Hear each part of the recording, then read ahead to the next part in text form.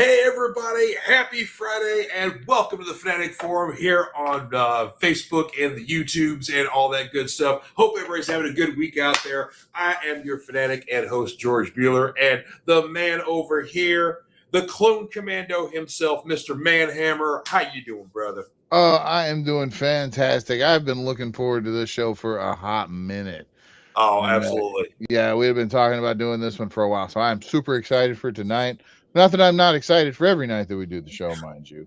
Yeah, But but yeah. well, you've been on a particular Star Wars kick recently, going through Clone Wars and stuff like that. You're doing a rewatch, so yeah, we've had a lot of with the Horsemen have had a lot of Star Wars discussion recently. So Yeah. we're just kind of like, yeah, naturally, yeah, we just gotta go. Let's do Yeah. it. So.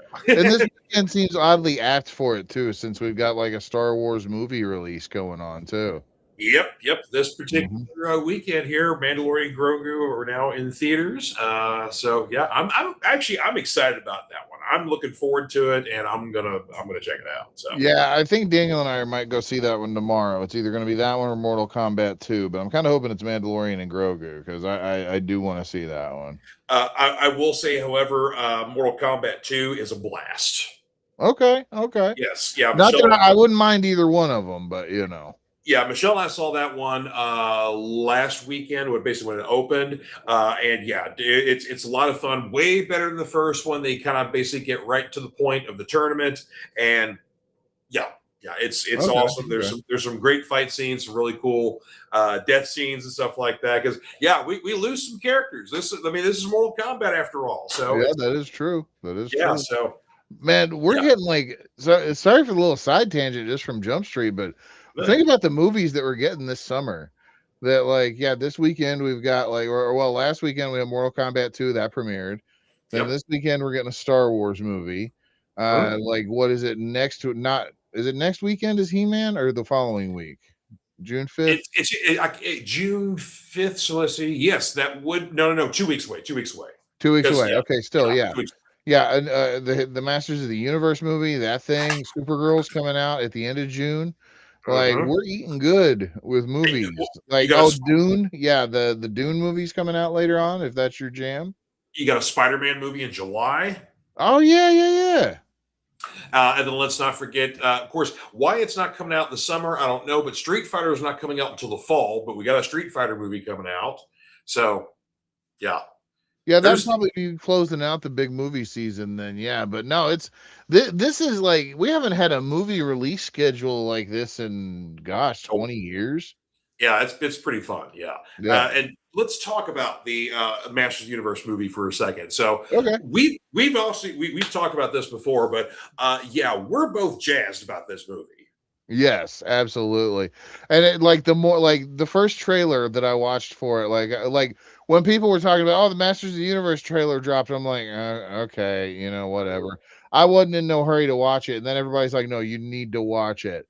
And so once I finally did, I'm like, I am in. Go like, yeah, I have the power. Hmm. Yeah, every trailer I have seen keeps getting better and better. I've got the He-Man and Skeletor Masters of the Universe figure. Actually, I've even taken pictures of them. Let me pull up the old Instagram real quick here, and I can show them off. What's up, But, Steve? Says what up, there they are. And Steve?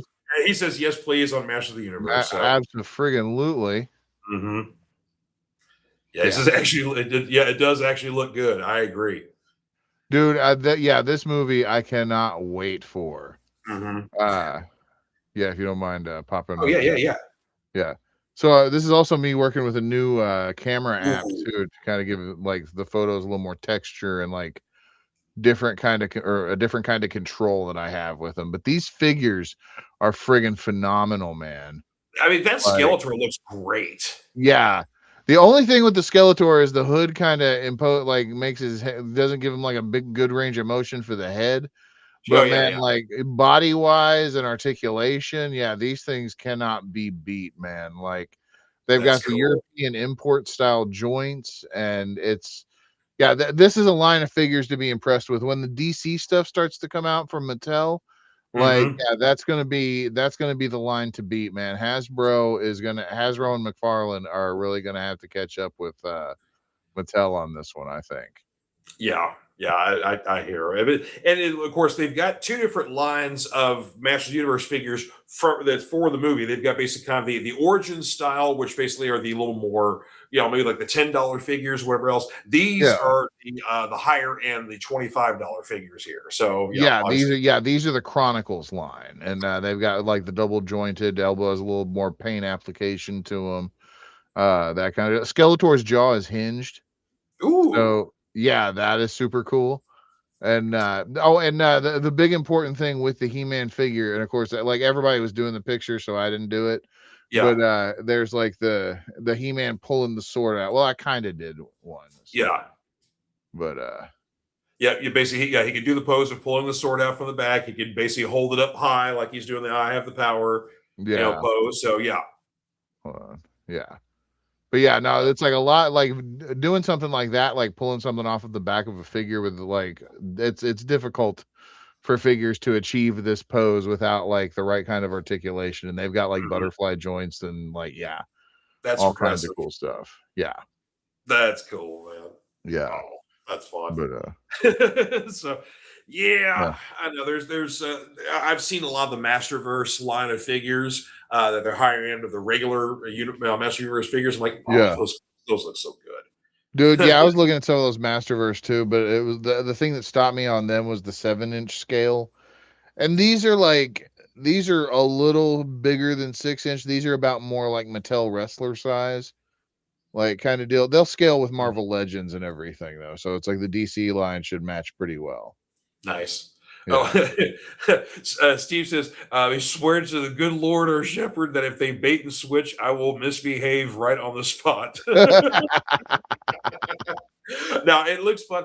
Matter of fact, of course, we've talked about this before that the soundtrack will include original music from Brian May of Queen. So there's going Hmm. to be some cool guitar stuff.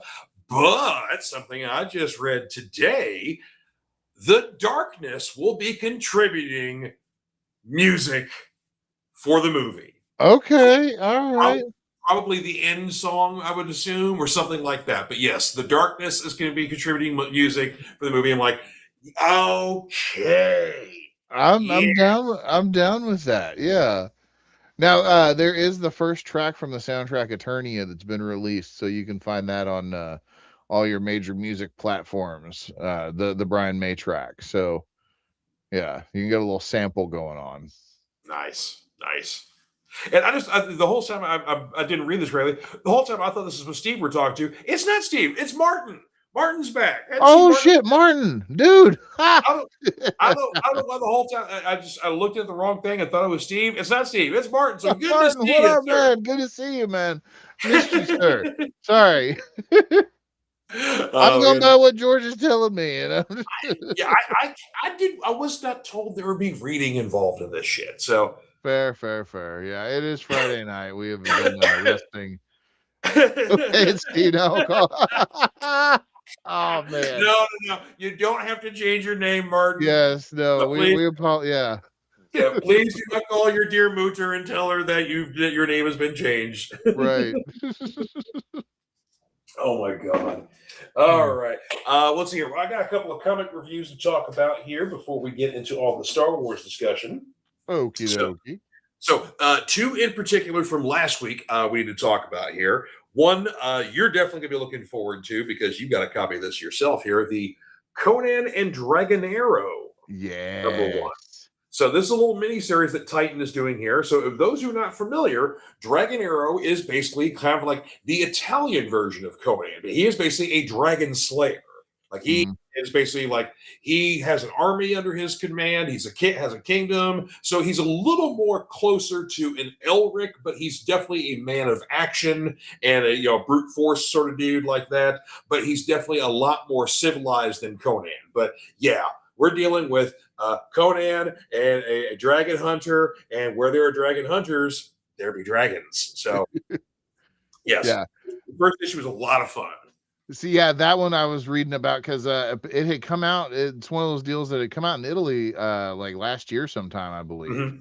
Yeah. And it was like they did it in like a 3-issue deal, but like theirs are like the big chunky boys. I think this is going to be a 7-issue series from what I was reading or something like that. Maybe it is so. I don't know.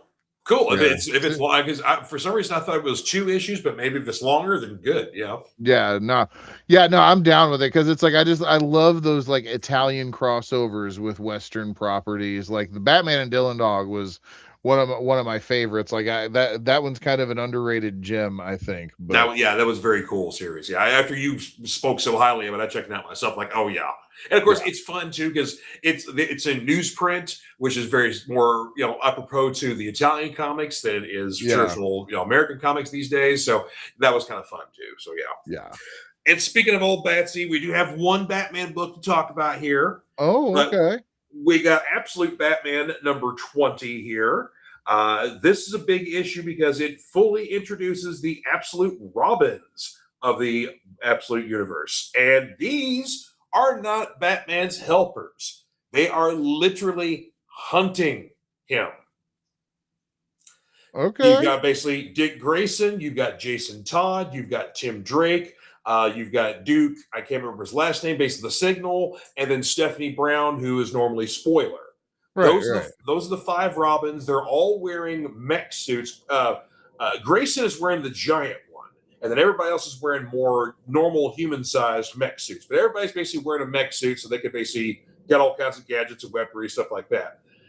Deathstroke is the one who's basically behind all this, leading this organization and providing some of the technology. Deathstroke himself basically is more machine than man these days. Like he's missing limbs, he's missing both of his eyes, stuff like that. So like you see, like in the previous issue, number 19, like he's him getting up in the morning, like he's got to put his legs on. He's got to put an arm on. He's got to put, or actually, no, he's only got to put one eye in. But yeah, I mean, he is messed up.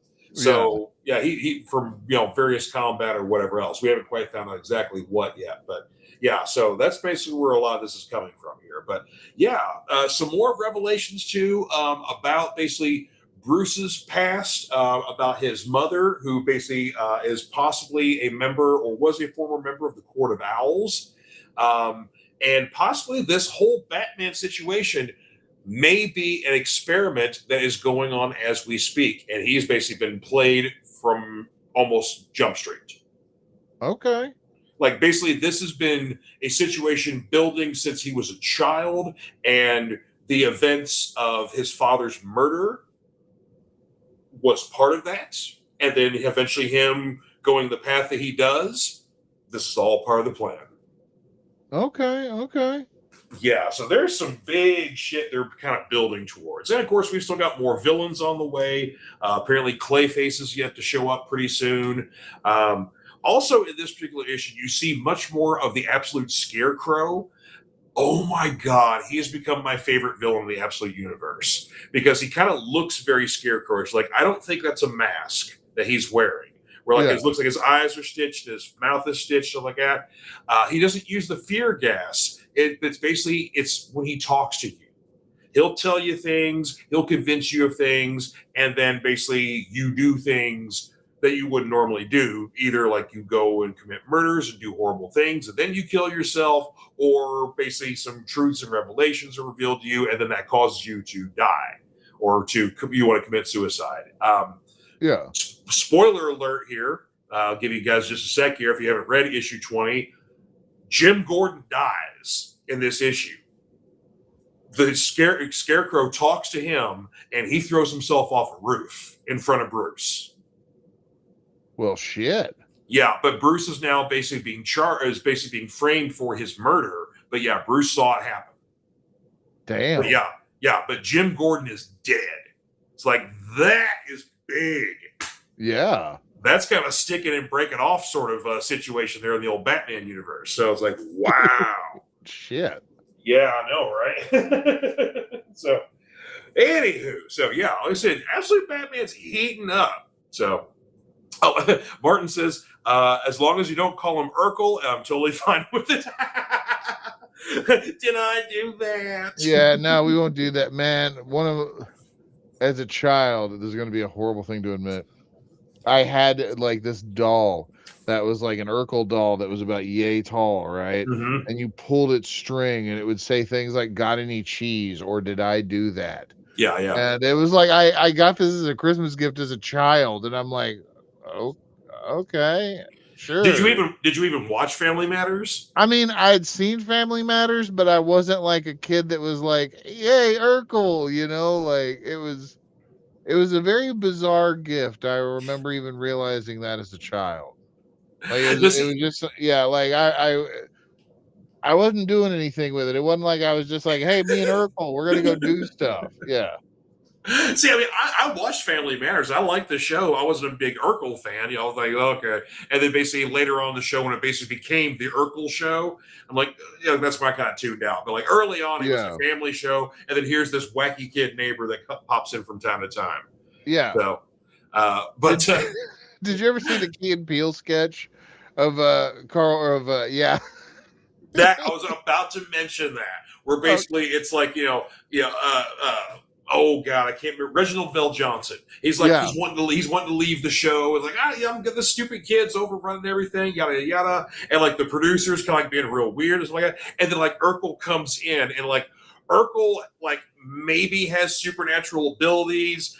He's definitely in charge of the show and everything. Like he makes like the producers dude's head explode or makes him kill himself. I can't remember if he makes his head explode or makes him kill No, himself. he makes him kill himself because it was like one of That's those right. great where he freezes and he's like, "The king is dead. Long live the king!" And then he pulls out a gun out of the desk drawer and just Yes. shoots himself. Yeah, Yeah. Basically, Reginald's not going to leave the show anytime soon. yeah. He's not allowed to. So it's like, Just oh yeah. just the stuff where it's like, I was in Die Hard. Yippee ki motherfucker! One of those, one of those podcasts that always talks about like, expanding the mythology of a certain movie or connecting it to another movie and all that kind of shit like that. They do this whole thing on Officer Powell from Die Hard, where it's like, you know, basically the whole events of him like accidentally shooting a kid.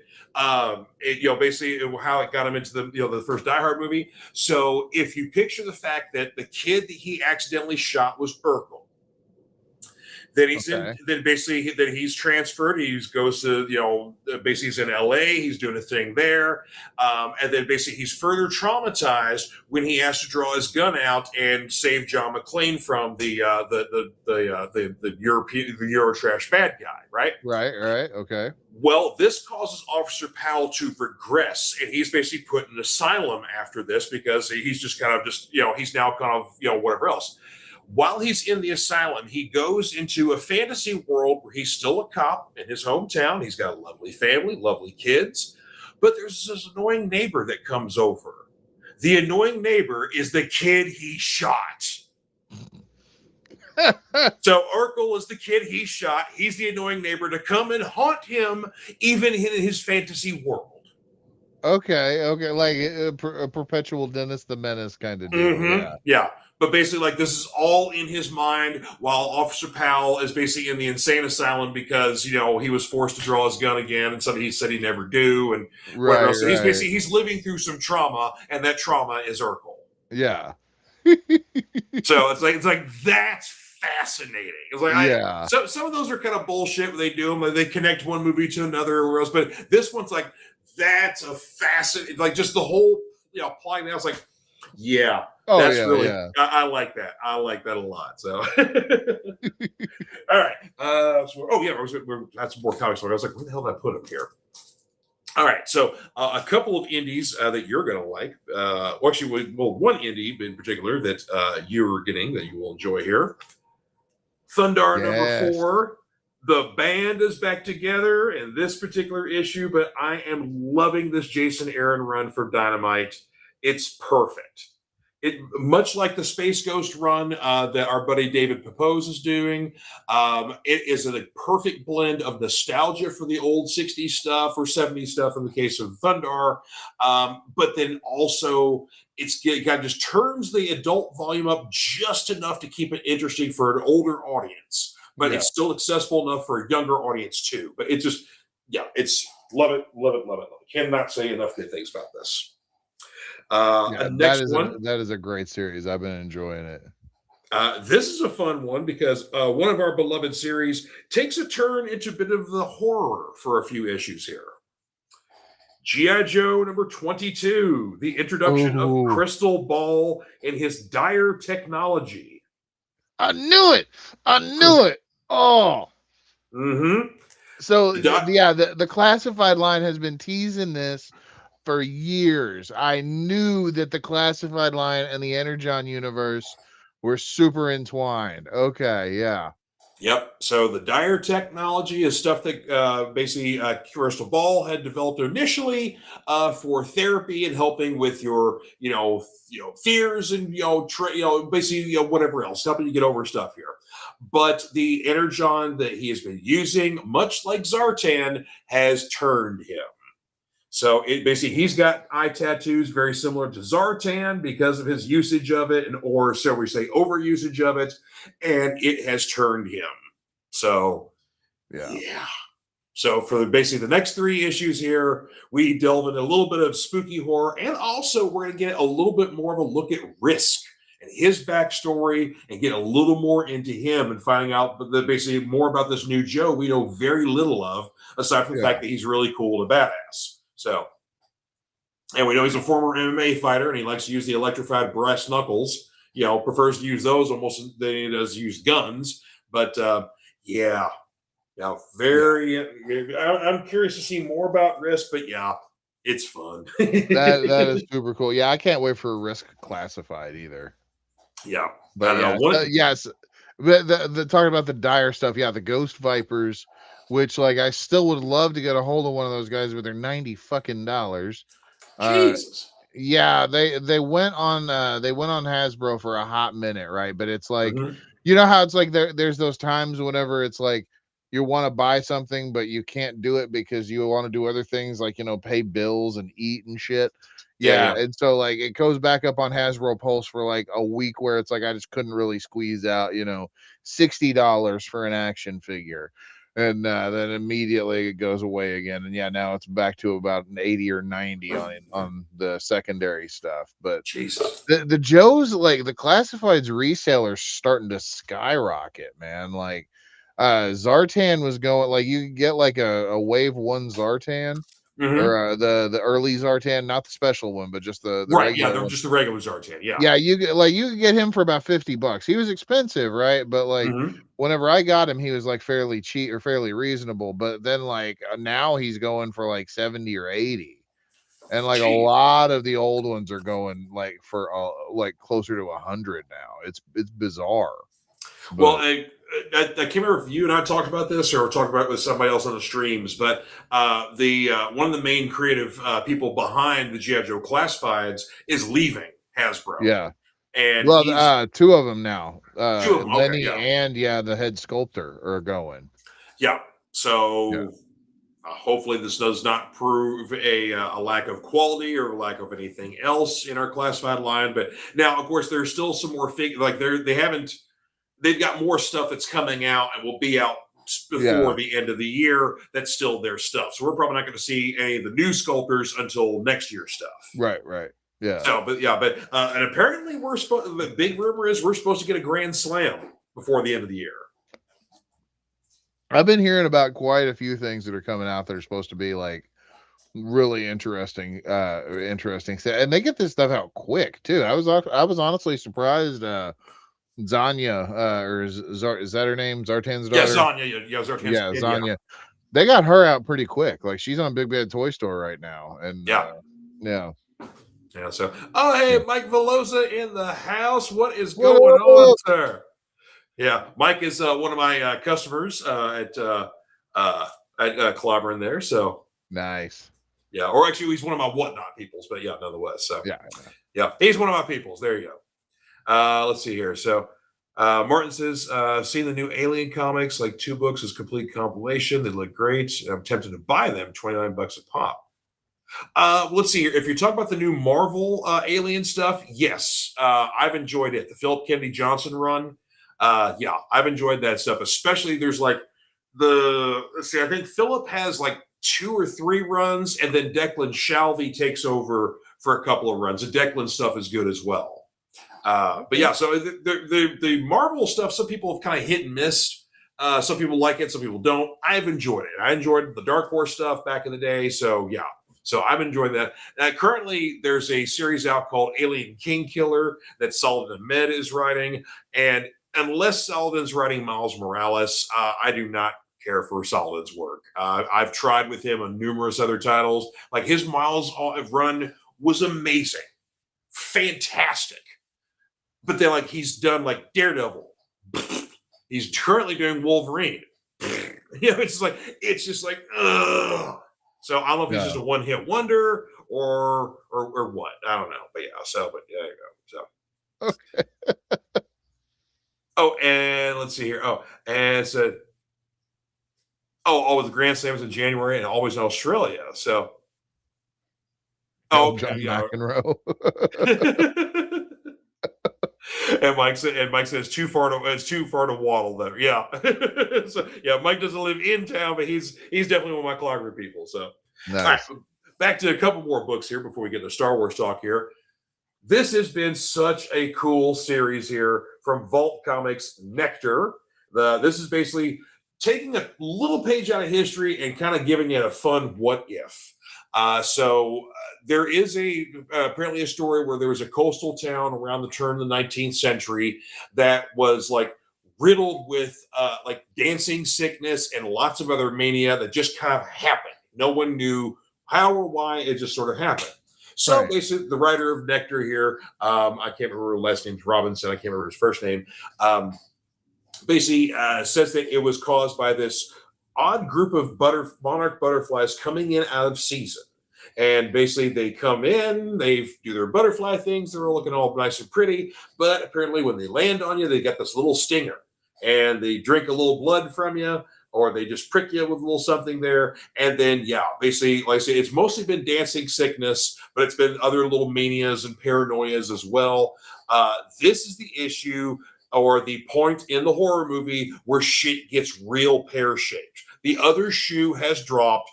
Things are getting worse, and it's so damn fun. Okay.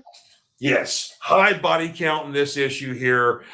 Paranoia and anarchy within the town. You see a little more action with the butterflies. Like once a person actually dies from this, like the butterflies, like, oh hey, yeah, because basically when someone, they are, especially when they're going through the dancing sickness, they essentially dance until like their bones start breaking and they just crumple to the ground like in just a mess. Yeah. And so then basically there's all this blood and stuff coming out. Well, then the butterflies all just hoard and drink. So it's like, so it's kind of like the cover kind of indicates like this person is basically covered. Yeah, because he just got okay, I see. Yeah. Mm-hmm. So it's like it's such a cool creature feature with a creature that is like completely innocuous. Everybody loves butterflies, right? Yeah, you don't think about that. But it's like, it's creepy as shit. I love it. It's not like the Creep Show bit where it's cockroaches or something. Like, right? Yeah.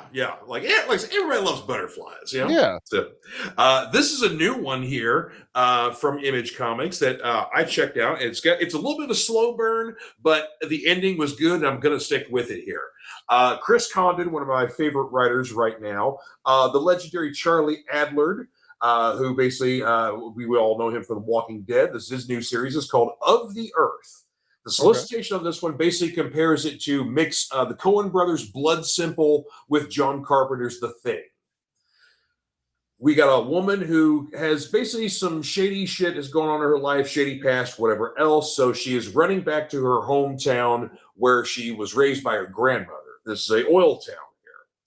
Also, at the beginning of this book, you get a couple of pages talking about a legend of like a crypto zoological kind of character that basically plagues oil fields that may come from like if you dig too far in the wrong spot, you unearth this thing. Right. And so there's that kind of playing on there. And so basically, lady comes back to her hometown. Things seem a little weird. It's a little more desolate. She gets home and grandma's nowhere to be found. When she finally finds grandma all crumpled up in the corner, looking terrified and covered in oil. Okay. There you go. So like I said, a little bit of a slow burn kind of introduction, but it's a nice creepy setup. And I love Charlie Adler's art anyway. I've loved him since Walking Dead. So I like Damn Them All, his previous series he did for Boom Studios, which basically dealt with like exorcist helping out demons because something was hunting demons that wasn't an exorcist. Right, So right. yeah, so there you go. So oh, and Mike said that yeah, he liked the idea for Nectar. So yeah, it's a really cool Yeah, series. it is a super cool idea. Oh, and then Mike says he bets that's where the rig came from the Amazon show. I haven't seen the rig, so I don't know. But Yeah. yeah, they've done. There's been other stories before, where it's like people have dug too far and they find weird shit, or you go into caves and all that kind of stuff like that. So yeah, it's a common idea of like you dig too far in the earth, there's still mysteries that live beneath our feet, sort of thing like that. Yeah. So But them two motherfuckers that are digging all over Oak Island ain't gonna find that shit. Let me tell you that show pisses me the hell off. They man it, it's been on for 12 seasons. They ain't found nothing, but they still keep just digging holes all over this damn island, and people still keep watching the shit. And I that don't understand it in the slightest. that the meme for that show needs to be the dudes from Spaceballs that don't have the comb, they just have the pick going, "We ain't found shit." Yeah. Yeah, No, that's that's what it needs to exactly be. what it is. Because then every episode is like, oh, did they find something? It's like, oh, they found some metal that, might have been indigenous but in the 17th century, and okay, great. Where's the pirate treasure? Where's the rest of this, like, Goonies level booby trap shit that they keep talking about that there's never any damn evidence of, Well, you it's just know? like the same thing like Bigfoot show. They don't find no damn Bigfoot. You Yeah, they know, don't find Bigfoot, and if they did, it'd be all over regular news immediately, yeah. you know? I mean, at least like there's one show that was called like Mountain Monster Hunters, and they're talking about like, okay, there's a bear in the area that shouldn't be here, or there's a mountain lion in the area that shouldn't be here. That's the kind of shit they were hunting. Right, It's like yeah. stuff you can actually find, and they set up a trail camera, and oh look, there's the mountain lion. Right, yeah. River Stuff like monsters, they weren't finding, like they were actually like dealing with giant shit in the river, that. like yeah. And we'll get back to Martin's comment, but yeah, Sorry. Mike says don't get me started on the Oak Island stuff, and he's like, oh my god, yes. So yeah, so he has Uh, the same uh, frustration there, but yes, back to okay, the yeah. dancing Sorry. sickness Sorry, my comment. So bad. yeah, the dancing sickness is your chest hair grow immediately, and you get one of those cool sting live out. No, basically the dance, I can't remember what they actually called. There was like a medical thing for it, but literally it's like people like they just dance and twirl and they can't stop. They're compelled to constantly do it, and they literally do it until they die and collapse of exhaustion Yeah, or it was whatever else. some weird form of hysteria that like happened in Yeah. like the Middle Ages at some point. Like in a couple of villages had outbreaks of it. It was very a bizarre time. Yeah, and But so yeah. that's when we had the story that kind of Nectar is kind of playing with, that we thought we eliminated the dancing sickness, and then we had another outbreak of it in this colonial, coastal town. It was just located in this one area, but it's the first time people had seen it in many, many years, and of course, we haven't seen it in the modern day. Yeah. It kind of even sounds almost like Phantoms, that Dean Koontz story. Oh yeah, Like, yeah, like, but like a different kind of like, Affleck yeah. was the bomb in Phantoms. Hey man, that was a good ass book though, for real.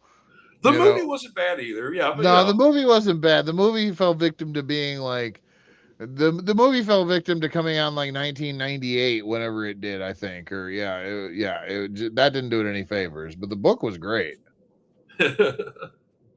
Oh yeah, and go back to the rig show that Mike was talking about. It says same concept of drilling as they attach, and some kind of entity attacks the rigs. Oh, I'm gonna check that out. I like kind of shit like that. So yeah. Okay, yeah. Oh, of course I remember The Abyss. The Abyss is a great movie. Oh, dude, yeah, I got the 4K of The Abyss. That was like, yeah. As soon as that actually got announced, I was like, yup. Just if you ever have the opportunity to meet Ed Harris, don't talk about The Abyss. The movie almost killed him. It's very traumatic for him. Oh yeah, no, dude, that documentary on the 4K about the making of The Abyss was like, yeah, I love like hardcore making of documentaries like that, and Heart of Darkness, and Yeah, yeah, the like ones on the Alien anthology series for each of the movies, like they are brutal about their own movies, the yeah. shortcomings and shit. Yeah, Yeah, but yeah, yeah, the shooting for the Abyss was very tough just because of the location and where they were, and of course they actually were underwater a lot. They had to do a yeah, lot of swim training. But that scene where Ed Harris is like in the water swimming, he doesn't have any gear on. Like he literally almost died when they did that scene. yeah. Yeah, yeah. So it's if you meet Ed Harris, do not talk about the Yeah, Abyss. fantastic movie though, wonderful film. Great movie. But Yeah, yeah, love it, love it. One of my favorite Cameron movies. Yeah. oh yeah. So it said they found something, some wood, some wine bottles, and I guess a huge military pack of LSD. What?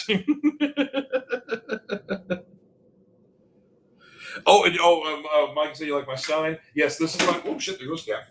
Don't fall, Cap. Yeah, this is my Oktoberfest. I can't remember what year it was. It was like 2023 or 24 or something like that. But yeah, I basically there was one of the bars next door. So went over there and got a beer. Like, oh hey, you want a big stein for that? I was like, yes, I do. So George you can lives in take. one of them walkable cities where they got stuff that's like nearby his apartment where you can go and yeah. It's very European. Yeah. Yeah, I can. Well, the grocery store is a little bit of a walk, so I'd usually drive there. But like, I can walk to bars and restaurants. I can walk to the comic shop. I can walk to entertainment stuff like that. So Yeah. yeah, it's pretty cool. Oh yeah, Mike says talking about the Abyss. He's the best movie about underwater Underwater, drilling. yes. Oh yeah, the oxygen fluid. Yes, of course. The Navy. Yeah. They end up not developing that as much as they did, but that was supposed to be like cutting edge technology that the Navy was actually using and trying to develop. But I guess it was too costly and it wasn't working the way they wanted to. So like, fuck it, we'll do something else. So. Yeah, and the rat scene in the Abyss really like pissed off some people. I didn't realize that was big of a deal as it was, but yeah, it was like the animal rights and the PETA people and stuff like that. Yeah, because they're like, you couldn't fake that.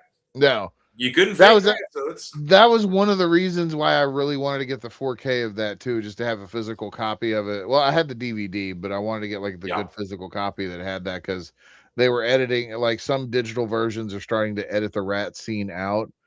And it's and as much as like I get it, like the whole cruelty to animals thing, like I do get that part, but then the other part of me is like it was still kind of an integral scene to the film and it kind of changed the art. Yeah, but and just I can understand people being upset by things in older media or things that maybe don't translate well, but like there's still an audience out there that wants to see that or appreciates it for what it is and appreciates that times have changed or else. But stop screwing with stuff or stop just banning.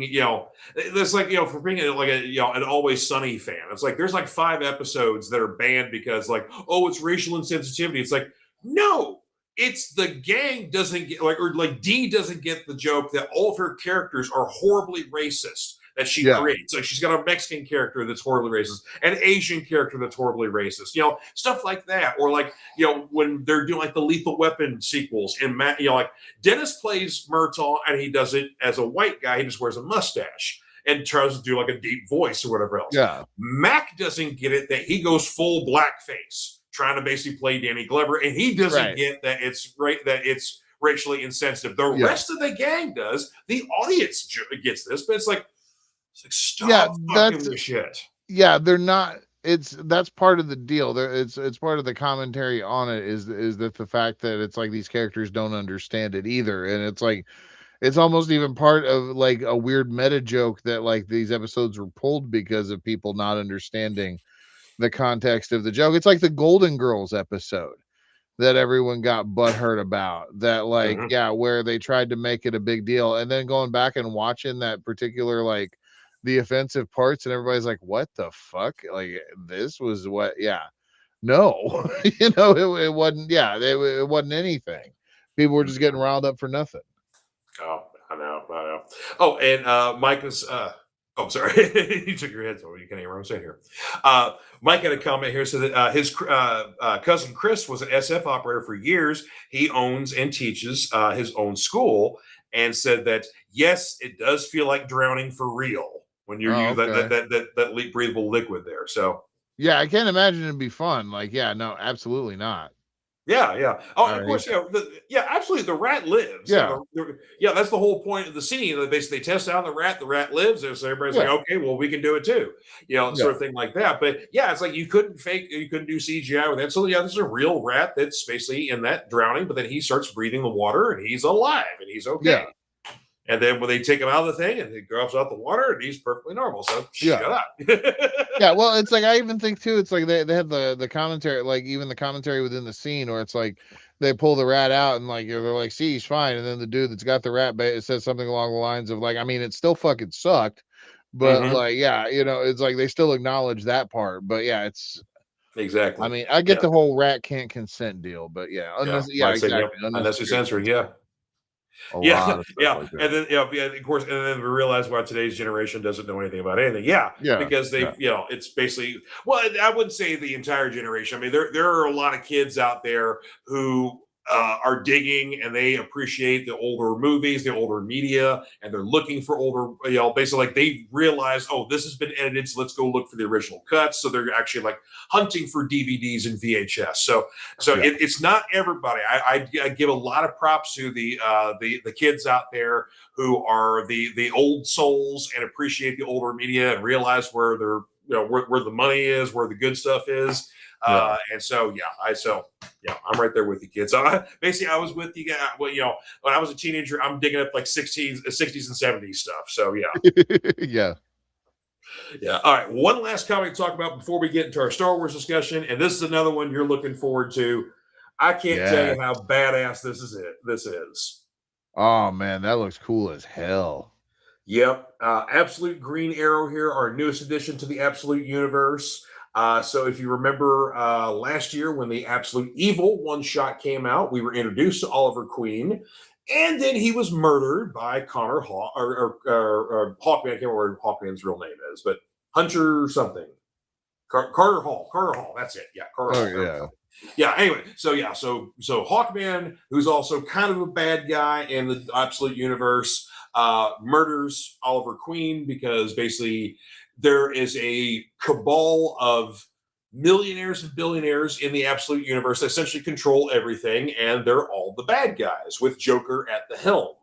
Uh, they invited Oliver to join their cabal. He's like, nah, that's not my thing. And so they murdered him. Well, Right. now basically you've got somebody that's in this Green Arrow outfit who is out murdering other billionaires. And so a basically kind of a gun for hire private detective sort of character who was a former cop, then turned an MMA fighter by the name of Dinah Lance. So basically, we get our Black Canary character. We don't think she has powers at this point, but what she does have is fucking muscles. Like Dinah is swole. She is Okay. huge. So yeah. So, but the cool thing, this bow has many practical uses. If you notice, that's kind of an unusual design on the bow there itself. Yeah, it's got like spikes on the yeah. And Yeah, maybe because handles is on the yeah. you know why? Because that's basically two swords that are strung together with wire. And Okay, when and okay, then I can see it. and when you take off that circle thing, you got two swords that are connected with wire that you can swing around and cut people's heads off and shit. Well, that's where the Jason Voorhees comes in. Yeah. So, and we do not know the identity of this Green Arrow character. There's a lot of speculation. There are many suspects of other archers throughout the Absolute Universe that are familiar to DC Universe people. But yes, we do not know. The readers don't know. No one knows who this person is just yet. But yeah, Right, first right. issue off to a great start. Nice. So, all right, let's see here. We've got a bunch of other comments on here. Let's see here. All right. Let's see here. So Mike is saying that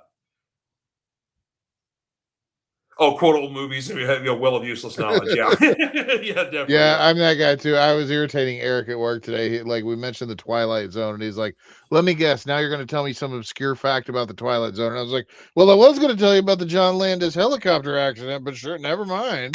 Like, That killed Vic Morrow. Yes, it yeah, did. And a couple of Vietnamese kids. yeah, And their parents were watching the entire time. They it watched was their children awful. get Yeah, killed. it Yes. was. Yeah, it was terrible. Yeah, I enjoy some John Landis movies, but as a human being, he's a piece of shit. Yeah. Mhm. So, oh, Mike says now he's on the hook for Green Arrow. So, yeah, I'm telling you, Yeah. it's cool. But and much like the, of course, this isn't attached to the absolute. This is in the regular DC universe, but the Jeff Lemire Firestorm series right now is awesome. Like Okay. Jeff Lemire made Firestorm cool. Okay. Mm-hmm. Mm-hmm. All right. We promised Star Wars talk. Let's get into it here.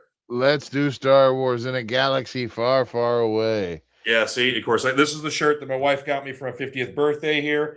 And the detail I love, oh, let me go here, is we don't get the Millennium Falcon, we don't get Vader's TIE Fighter, and then he's got a little backup TIE Yep. Fighter over here. So, Nice. But the backup TIE fighter guy probably even has a name in the Star Wars expanded universe canon. At some point. Like, yeah. And I'm sure he does. I don't know it, but yeah, I'm sure someone out there knows yeah. who the two TIE Fighter pilots are that basically escorted Vader when they were basically making the Death Star run, and then they died. So, Yeah. Yeah. Yeah, there was one of my favorite yeah, I'm Star sure. like sorry, I'm sorry, what was that? Oh, no, go ahead. Yeah, is it one of your Oh, favorite okay. what? Yeah, no, one of my favorite Star Wars stories is the Tag and Bink are Dead series, which is like, yeah, it's like the Star Wars equivalent of Rosencrantz and Guildenstern, where Mm-hmm. it's like two characters like in between scenes. So like if you're ever watching A New Hope and Obi-Wan's doing the tractor beam thing, Uh-huh. like where he's like separate and he's trying to dodge those two stormtroopers, like that's Tag and Bink, right? They're two rebel guys, but like they ended up on the Death Star. And because like in the movie, pay attention to their conversation because it's really friggin' bizarre. Like as to like two stormtroopers, like why they would be talking like this because Okay. it's Yeah. not like just pay attention to their thing, even subtitle it if you can, but just go back and watch it because that was how Tag and Bink originated because these two stormtroopers are just bullshitting. And yeah, and like what they're talking about, it's like, oh, have you seen the new What's Your Speeder going this away or whatever? And then they start talking about random, like not Imperial stuff at all, just like two Yeah. buddies that are just palling around. Yeah. Oh, that's good. Oh, Mike is saying that Kylo Ren is a bitch. He sucks. Yeah, I man, I like Kylo Ren the first time around when he was named Jason Solo. I'm gonna say it now. I'm Mm-hmm. a Legends guy, Yep. but yeah. Yep. He was the twin that turned. Yeah, man, and that was one of the reasons why I wanted to talk about Star Wars too, because it's like, yeah. So okay, so just to get a little structure on it, like, yeah, we were. What was your first like exposure to Star Wars that you remember having? Did you start with A New Hope and work your way forward, or okay, so you started at the beginning and went that a ways. My earliest memory is I'm at the drive-in with my parents. It's the 1978 re-release during Memorial Day weekend for Star Wars. So it came out in 77 originally. Right. They re-released it again around Christmas time of 77, and then again in 78 Memorial Day weekend. Boom, one more time. So Nice. that's when I saw it. So I was like two and a half maybe. Yeah. But it is my earliest memory of seeing Star Wars, and it forever changed my life. I can just easily say that. Yeah. My parents said for the next 2 hours, I didn't speak, I didn't make a sound, I didn't move. So, so yeah, I got into Star Wars very early. Yeah, Nice. Yeah. so it was and then basically I remember I think we saw Empire. That I can't remember if I saw that at a drive-in or if that was also like I may have seen it. Basically, it was probably the only options really at the time until Jedi came out was like drive-in in New Albany or going to Louisville to showcase. Right. Go Yeah. I showcase remember Star a Wars. lot. I was there for the tail end of the showcase era of movies, and yeah, when they were the only game in town. Yeah. Now, granted, if you were in town a few years prior, Clarksville had a drive-in. The porno theater? No, not Theater X. It had another drive-in. Oh, that was basically out towards one of the industrial areas, like near Browns Lane. So it was actually it was closer to New Albany than it was, but it was still technically in Clarksville. But I saw Tron there. oh, okay. So it was only a single screen. It was a pretty small drive-in in comparison to like the New Albany drive-in or even the Georgetown that's still open today. Right. Um, yeah, basically, yeah, it was a pretty small place, but it was the only place in town playing Tron. So I'm like, I got to see Tron on the big screen. So Yeah. Man, Georgetown Drive-In the Georgetown Drive-In is so great, but like the thing that sucks about there is like if you want to get in there, you got to get there at like 1 in the afternoon. You yeah, know, it is. like if you're gonna want to get a spot, you know, like yeah, the line, like the doors open. I think like usually movies, like or like if they have any like a band or somebody having before the movie starts up, like a lot of the festivities usually start maybe around like 7:30 or 8 or whatever Yeah. else. So, but like doors usually open around like 6, and I mean when I was delivering pizzas in the area, like you avoided near where the drive-in was because like the line of cars trying to get into the place because like Yeah. the area is like it's still a country road. It's a 2-lane country road, so it's like it was just yeah. The cars back up for miles. But I mean, And just like Georgetown Drive-In is like it's a legit old school place. It's a yeah. two screen drive-in. They've got the old school speakers, but you can turn it into the radio station as well. So have it in your car speakers. The concession stands a bomb. You know, they got all kinds of good food in there, or they'll have like special people like grilling out, or somebody's making chili or something. I mean, but Yeah. it's always a great time out there. The place has been going for 75 years, man. Yeah. And what's really cool about them is that they are still capable of projecting they're projecting digitally and off of 35 millimeter. Yep, they have the capability So for both. Yep. Yeah. Matter of sorry, fact, I'm trying not to sneeze desperately. So if you see me rubbing my nose, I don't have a cocaine problem. I'm just desperately trying not to sneeze because it's like I don't want it to be one of those things where it's like I sneeze and then like on camera like I've got like snot all coming off my shit. But like, yeah, sorry. But Mike was talking about the Tag and Binks comics. Yeah, he used to have those, the Dark Horse. And I think also yeah, Marvel may have also done a mini series for Tag and Bink too. they might I have. I think. know Marvel was pretty good about has been pretty good about releasing the Dark Horse Legends stuff. But I think they It, actually did. I think once they got the license from Dark Horse, I think they actually did like a new like 5 issues. I'm almost certain they did. oh, okay. Oh man, that'd be awesome. Yeah, Yeah, I'll have to check that out there. So, yeah. wait, what is this guy? If someone cuts your face and you still look like a member of a Japanese boy group, then you have neither the force nor any swag. Oh, Oh, I think he's talking I'm about talking about Kylo. Kylo. Yeah, Oh. Yeah, sure, yeah. yeah, man. So yeah, the Force Awakens, man. I had such high hopes for that movie, and it's like I didn't think it was a terrible movie either. But then like it just It was obvious a Star Wars New Hope derivative. Yeah. yeah, and then the Last Jedi just totally lost me. I still haven't even seen Rise of Skywalker.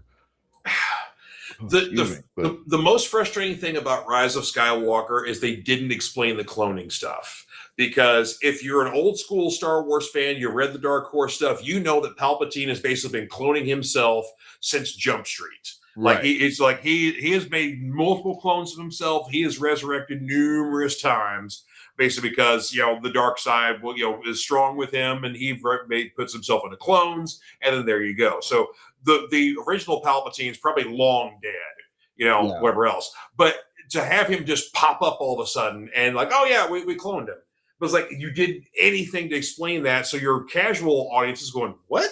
What? Why is yeah. he back all of a sudden? Now, see that's it. Yeah, it's interesting the way you phrase that. The casual audience, right? Mm-hmm. Because in the Bad Batch, they're actually going into how Palpatine came back. Yeah. So, so it's like you have to watch an entirely different series to Mm-hmm. watch this. And now, sorry, we're gonna bounce back and forth, I guess, a little bit.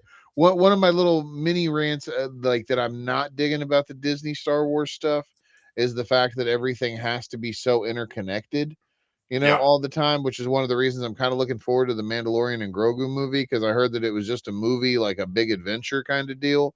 It basically, instead of doing another season of the show, they just did a big ass movie. So yeah. Yeah, which I'm fine about. And people are like, "Oh, it doesn't move the grand or the overall narrative forward." And it's like, I don't give a shit. Like, yeah, Yeah. you know, like Indiana Jones and the Last Crusade, like, was a great movie. It didn't like just keep some kind of weird mythos going that had to keep that they had to keep adhering to. No, sometimes you can just have an adventure for adventure's sake. Yep. Yeah, and the thing is too, it's like there are a couple of things that obviously the series and stuff is building towards because you got Mandalorian, yeah, Mandalorian says yeah, such a good show, yeah. Uh, Yeah. Basically because there's two major, like we're in the time period before the rise of the First Order, so that's what we're Yeah. building towards is one of the things there. The other thing is that basically the Mandalorians do retake Mandalore eventually. They get their home world back, so Yeah. that happens somewhere. So we're building to those couple of things there, and so obviously from what I've seen in the trailer, they're building a little bit more on the Mandalorian world lore itself, as in like the Mandalorian culture. So they're building more on it. Like we actually see like the dragon, like I don't know if it's like a vision or actually if Dax actually is it his name or Din what's Djarin. yeah, Yeah. yeah, Yeah. yeah. If Din actually encounters the dragon and has some kind of run in with it or something, so I mean, there's some major shit that does happen probably in there. But yeah, like it's a big ass adventure and it doesn't have anything to do with the Skywalkers. It's like I'm fine with that. Yeah. Yeah, it's like Star Wars like that now don't okay, so here's one thing that kind of bothers me about Star Wars. Like it doesn't bother me about it, but so Star Wars can be anything, right? Mm-hmm. Like any kind of story. Like Mandalorian is more of a Western story. Yep. You know, the Skywalker stuff is like the bombastic space opera. Yeah. Like now, like one thing that people love and I absolutely hated it was Rogue One and Andor. Right, like those were very difficult for me to get into just because they are long conversation, plot heavy stuff. Like that's Mm-hmm. not necessarily what I come into Star Wars for. And I'm Okay. not hating on people that like that if that's what they're into. It's like because I know those shows are friggin' loved, right? But it's like I'm more into the action oriented stuff, like the Western swagger of the Mandalorian show, or Okay. like of the Book of Boba Fett. Like I thought was really cool. It was like a Mandalorian crime epic kind of deal, right? Yeah. Like that was fun seeing like Boba Fett just kind of taking over a town and shit. Um, but yeah, it's so that's one thing that yeah, Star Wars can be so many different things too, Mm-hmm. and yeah, Yeah, I will agree with you with the Andor series. There was a lot of it I liked, but yes, it is a definite slow burn, and it feels like it's a slow burn. On the other hand, Rogue One has become my second favorite Star Wars film. yeah, It's one I liked from the beginning because it was so different than any other Star Wars film that's been out before. Like, it doesn't start with an opening crawl. It's just right, boom, movie starts. yeah, No opening, no intro, no nothing. Everybody dies. It has a downer ending, but you also still have the hope at the end, and then it makes you want to watch the 77 one more time right after you've watched Rogue One. It gets you in the mood to watch 77 Star Wars. yeah, So yeah, so it's there's a lot of benefit to it. And like I said, I was just so impressed because it was unlike any other Star Wars movie that's ever been out. I'm like, yes, something different. So I no, like that. and that's fair, and that's fair. It just wasn't like I've tried to watch it a couple of times, and it just does not. It's almost too dry to me. And That's fair. yeah, Yeah, just to me, like it's a Kelly's Heroes, it's a Suicide Squad kind of movie. You've got yeah. this ragtag band of misfits that has an impossible mission. They pull it off, but none of them are going to make it. So, like, yeah. So I dig that. So let's see. Martin says that he's very skeptical about the Grogu and Mandalorian movie. And there's the Pedro hanging over it like a sword of Damocles. See, that's the thing. I still like Pedro Pascal. I don't have a problem with him, but there's a lot of people that he like are burnt out on overdoing it with Pedro. He's definitely feels like Jack Black around 2005. Mm-hmm. Like, yeah, I'm just kind of, yeah. I'm Yeah, glad that he's wearing the helmet a lot of it. Yeah, I dig that. So, and then Mike says he wants to pet the mythosaur. Mike also loves Book of Boba Fett and Rogue One. And Yeah. interesting thing with Book of Boba Fett. So, if you're a Parks and Rec fan, there's the episode where Patton Oswalt guest stars on there, and then has like a whole filibuster when they're doing a town meeting, and he starts off like, it's like, all right, so we start off with like the twin sons of Tatooine, and a hand comes out of the Sarlacc pit. It's the hand of Boba Fett, and he pulls himself out of the that sort of thing like that. The first episode of the Book of Boba Fett is literally like you can take Patton's whole speech and put it next to that scene, and it links together. And they did that shit on purpose. Oh shit, that's awesome! I love it. Yes, because the whole thing is that Patton's talked about this on talk shows and interviews, stuff like that. The Parks and Rec thing, like they were supposed to cut at some point. Like he was going to maybe say like a couple of lines in the filibuster, and then they cut, and then that was it. But the director's like, no, we're going to let him go.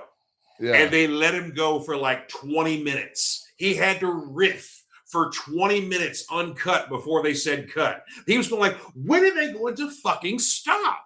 It's like he's riffing on all this shit. He's pulling all this other stuff out there. He's all that. But yeah, it was entirely ad lib. And so when the people were doing the Book of Boba Fett show, and like, oh, we know Patton's a fan. We love Parks and Rec. Would it be fun if we did it just like this? And they did. So that now Patton Oswalt has a link now to Star Wars fandom. So I love that shit. So Martin says that Andor felt more like a documentary how to establish communism. I mean, you're not wrong, yeah. Yeah, I know a lot of people were just into it because it was like, it's like characters like, and they're living in like a fascist regime and everything. And I'm like, yeah, but I want to watch them like, it's like, all right, we're ready to get out of this shit and like use space magic to, do that shit. Yeah, that's yeah. Or let's fight and blow shit up, and like you would get that stuff, but then like there's also 4 episodes in between of talking. Yeah, the second, I will say the second season is drier than the first. I like the first season, especially when he gets in the prison. The prison stuff, I think, pumps up the drama a little bit more. But yeah, the second season of Andor is drier than your mom's Thanksgiving turkey, man. So not your mom, but somebody's mom. Right? Yeah. Yeah, my mom's turkey was never dry. It was horribly undercooked. Yes, I remember you telling me about that. Yeah. Yes, she tried to kill us twice. With frozen turkey, yeah. Yeah. The second time around was a 24-pound turkey she put in the oven for only 2.5 hours. I don't know how to cook a turkey, but I know that's fucking wrong. Yeah, because it's supposed to be like however many, like for like however long for however many pounds and shit. Yeah, mm-hmm. I don't remember the conversion, but yeah, it's yeah. So Michelle and I, that meal, we enjoyed some lovely bread and salad, and then we went to a restaurant shortly after. And got maybe like a McDonald's or a Taco Bell or something like that, and got some bit, yeah. It's like so this was in internet age, right? I'm thinking like this happened like when George was a child, like before things.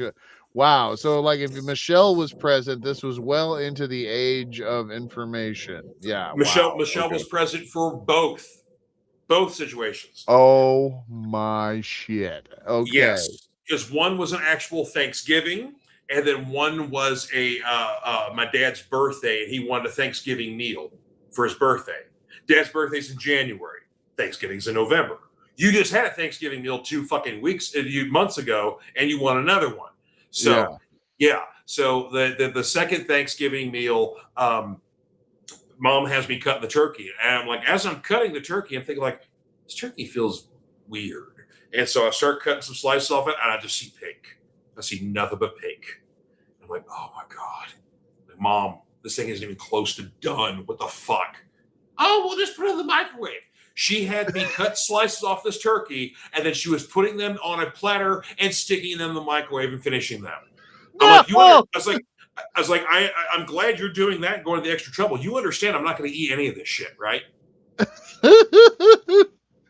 Microwave turkey. Oh Never shit! said my mom was a good cook.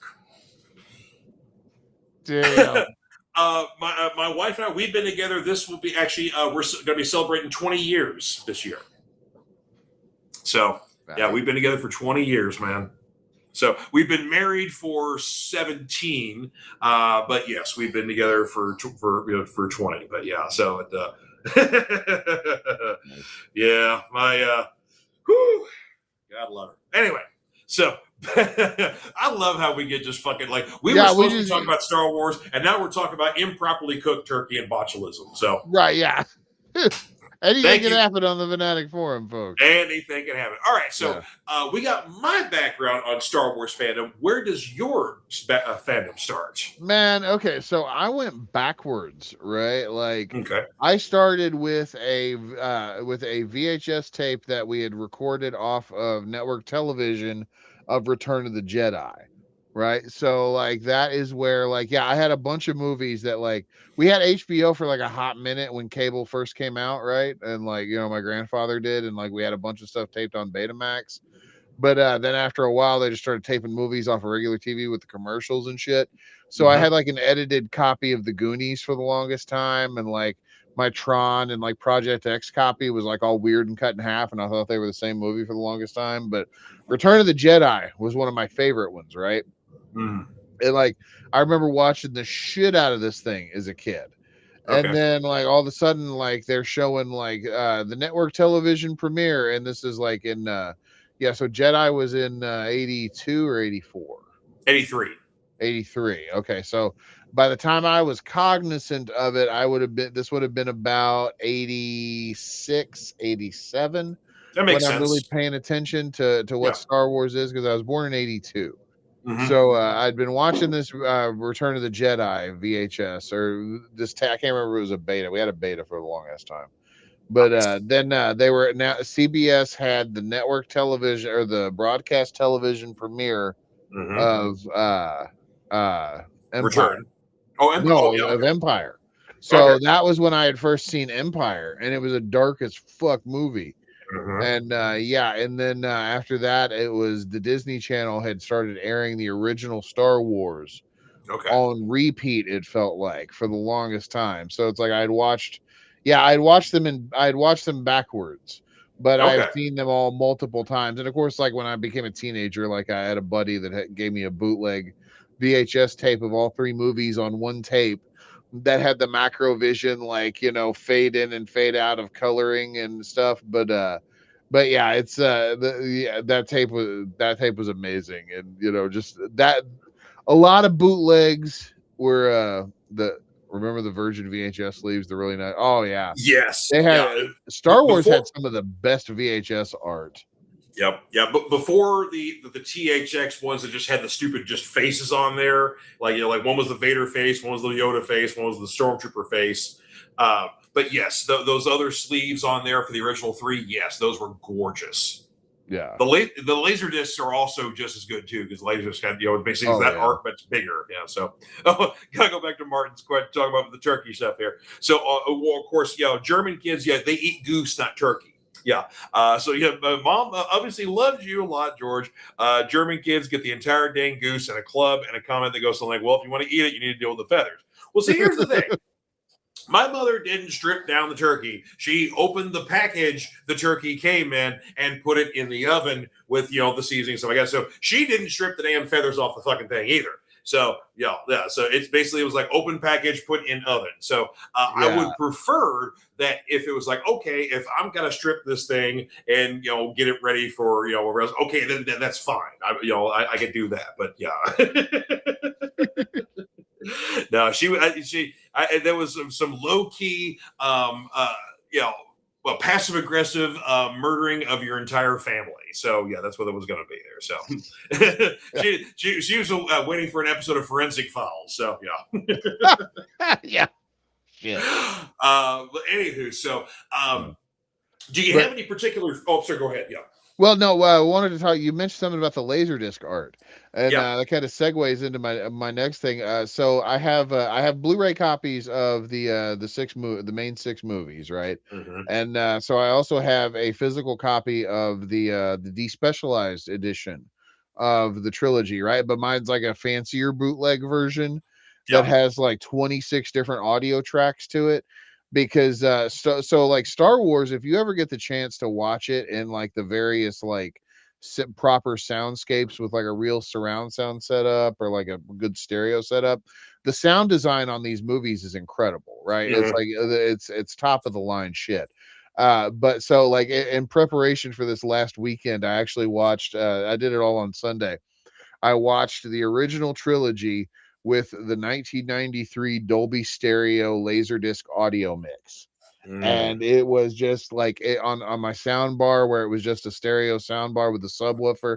That Yeah. thing was gorgeous and beautiful and Oh, immersive as all hell. And it was like, yeah, just to have stuff like that, like weird, like, and how many people are going to be able to experience the Laserdisc audio track? Because like no. that thing was, I mean, it had the surround tracks and like the 5.1s from the DVDs and all that and everything, and those are great tracks. But like, there's really something when you've got it properly mixed for your setup.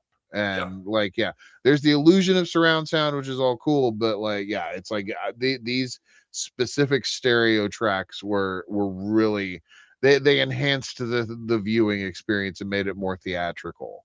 Absolutely. My claim to fame with my Star Wars DVDs. So when they released the special edition on DVD, of Mhm. course these are the ones that Lucas tampered with. They added other bullshit and the Yeah. law. They later on, after they had the box set, that was the only way to get it, with the box set to get all three of them. They maybe like a year or so later, they individually released all three movies, but the second disc had a special feature of the original cut of the movies untampered with because they Yep. were transferred from the laser disc. Here's the thing though, if you want to watch that DVD today, you have got to change the aspect ratio on the DVD itself and your television because Yep. it's like postage stamp small. But nonetheless, it is the movie unaltered. Yeah, they did that because that was that DVD is not anamorphic for Mm-hmm. whatever reason. Yeah, there are a lot of people that were really upset with how those DVDs were, excuse me, had been given, and they were the catalyst for what became the despecialized editions of it. And have you heard? I haven't watched them, but have you heard about like the 4K 77 and 4K 80 and the No. 4K? Yeah. So there's another project that has taken like, they have gotten a hold of really good 35 millimeter film prints of Okay. Jedi, Star Wars, and Empire, and scanned them at 4K so that they had like as close to like a real color grading off of film. Like Okay. the idea, I mean, obviously they can't do like the original camera negative like that, but like this is like one of the closest experiences you can have it to watching it like on release on film that Okay. you can have, is these versions of it that are done like, and I mean they've like said they've done various levels of cleaning them up and like a little restoration here and there, but for the Sure. most Yeah. part, like, yeah, it's like it's a pretty damn authentic 35 millimeter experience. And Huh. it's pretty interesting. Yeah. Now, of course, this has popped up a couple times on different streaming sites, but like last year, there was this one movie site that popped up, and it was only up for like maybe 2 weeks. But they had like a bunch of old movies. There was a lot of like 60s and 70s movies. They actually had some decent stuff on there, but they had the 77 cut of Star Wars on there. And I mean, this was like the original thing. There was no A New Hope subtitle. James Earl Jones did not get credit for the voice of Darth Vader. The fucking stormtrooper bumps his head on the door. I mean, it's unaltered. And there wasn't a streaming site, and it was there for. I basically got to watch it twice in a week and a half before the Yeah, site was taken down. But like it was there. So like these streaming, and like I don't know if it was in 4K or not, but it was a nice version of it. It looked great, yeah. I had heard and rumors too that next year Disney's coming out with the 4K original cut of Star Wars. it's not a rumor. This will be for a limited engagement in theaters, but for the 50th anniversary, they're putting the 77 version out. And it's supposed to be like digitally remastered and kind of shit like that. But I don't know if they're going to slap a New Hope on it, or if they're going to, they'll give James Earl Jones credit, but supposedly this is the 77 cut, no special edition kind of stuff. So that's supposed to release next year in theaters for the 50th anniversary. So yeah, I got a feeling the fellas will be going to see Star Wars in the movie theater. Yeah, I mean, yeah, because gosh, the first time I'd seen him theatrically was for the '97 special edition re-releases. Yeah. Yeah, so it's like, yeah, just to see the originals in a bigger form. I hate that I can't see them on film, but yeah, it's I'm a nerd like that though. That does bother me that, yeah, the digital projection versus, yeah, but the 4K is still pretty fucking good, you know. Yeah. Let's see. Martin says that his claim to fame was his uncle was a sailor and he brought him some really high quality bootlegs from Hong Kong as a present. And he was king of the block for almost a year. He even rented them out. Nice. Nice. Yes, sir. I love it. Hell yeah.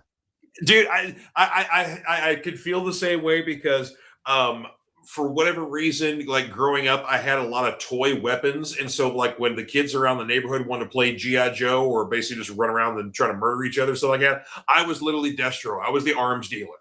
I basically would pack everything in a big duffel bag. I'd take it outside, dump it out. Like, all right, folks, choose your weapon. Let's go. And it was like, here's this big machine guns. Here's a smaller machine gun. Here's some pistols. Here's some knives. There's a sword. I mean, it was, you had right. selection. Yeah, you were that weird kid with the Ace Frehley face paint, carrying around toy guns in a duffel bag. No, you weren't on a watch list at all. Oh, also would willingly go out in the front yard, drop trow, and piss. Yeah.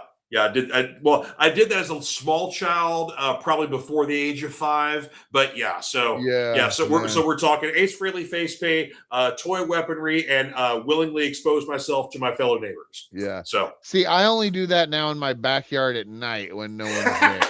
Yeah. Coward. Yeah, I'm not gonna go on I live on a very busy corner, so I can just go on my front yard and just whip it out and pee. Well, I mean, people pass by quickly. They may not even paying attention what's going on. But if you do it when the stoplight is engaged and you have a captive audience, that, sir. The thing, it's at a cross street, George. There's always somebody at the stoplight. Yeah. You have an audience. Heck yeah.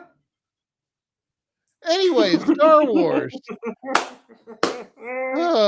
Before we get any more off the rails, and I'm gonna have to let this meatball out of his cage because I can hear him down there. Oh yeah, so that better be your lightsaber for special release there. Oh yeah, and Mike's got a great point. We need a Family Guy parody for the new trilogy. Yes. Oh man, I was actually watching Blue Harvest earlier today too. Yeah. Aren't you a little fat for a stormtrooper? Well, stay here and watch it. George Khashoggi. I'm not sure what that reference is, but apparently we're making Martin cry. So there you go. Yeah. Oh yes. Yeah. I got the assignment. I didn't wear the mask, but yes. Yeah. Yeah. All right. Well, one thing definitely. Let's talk favorite characters. Oh yeah. So yes. Yeah, so I've always had a soft spot for Wedge Antilles and the X-Wing pilot crew, the Rogue Squadron books. Rogue Squadron. Yeah, I'm a big Rogue Squadron fan, and I just like that. I like the idea of like the guy in Star Wars. What really appeals to me is not necessarily like the space wizards, right?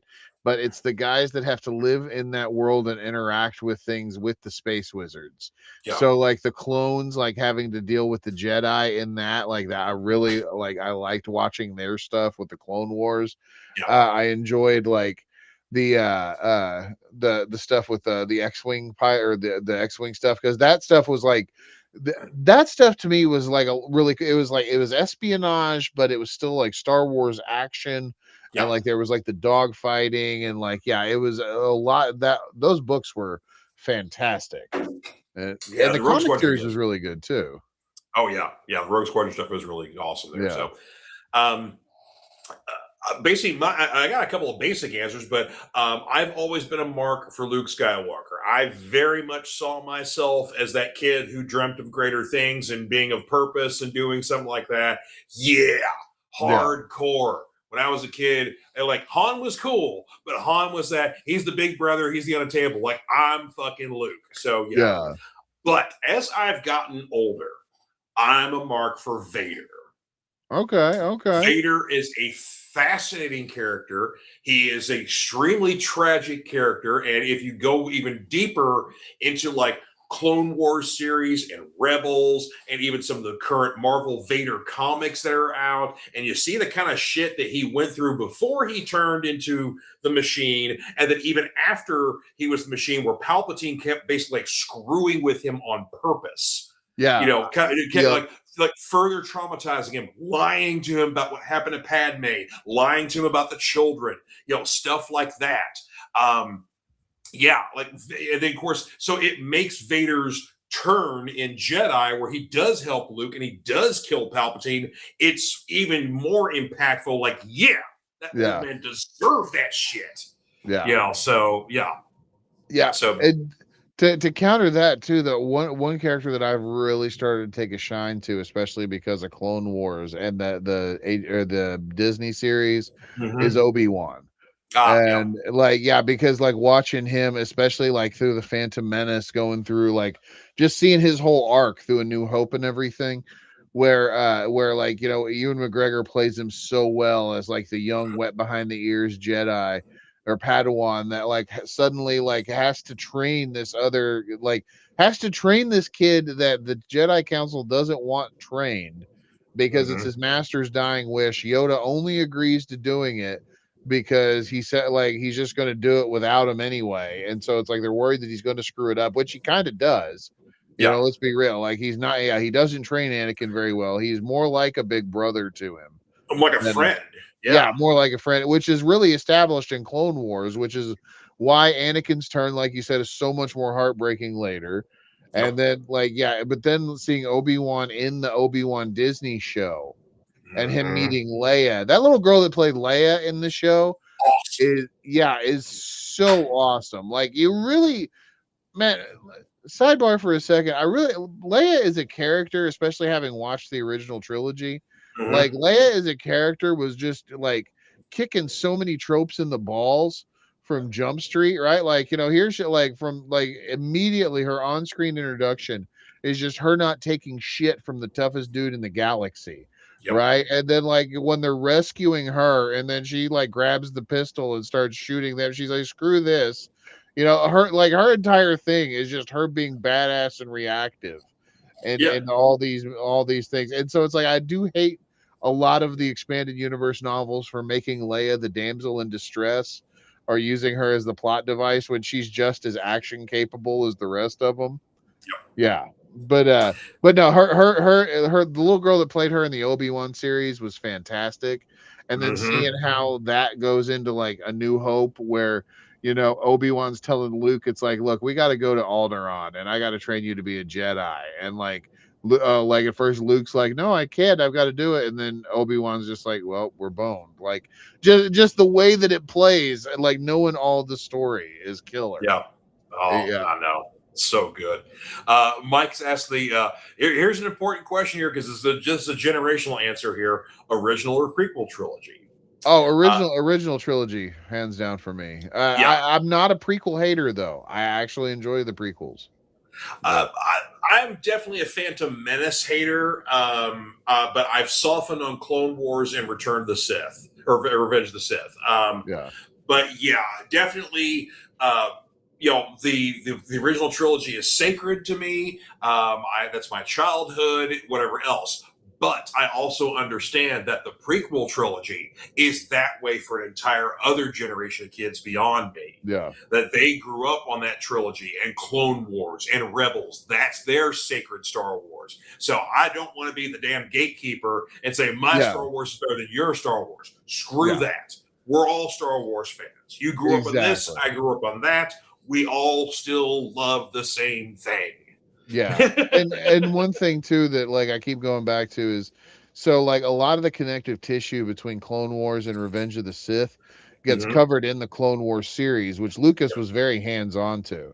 And, Yep. and a lot of people like they think that Lucas directing the prequel trilogy, right? Like he didn't want to do that, right? That was No. not his first choice. Lucas has always said that one of his like he is more of an idea man. He likes to come up with concepts and play with toys and do things. That's why he didn't direct Empire or Jedi. And like, he Yeah. was like, he told people what he wanted and was hiring people out, and got like Star Wars was successful enough for him to do that.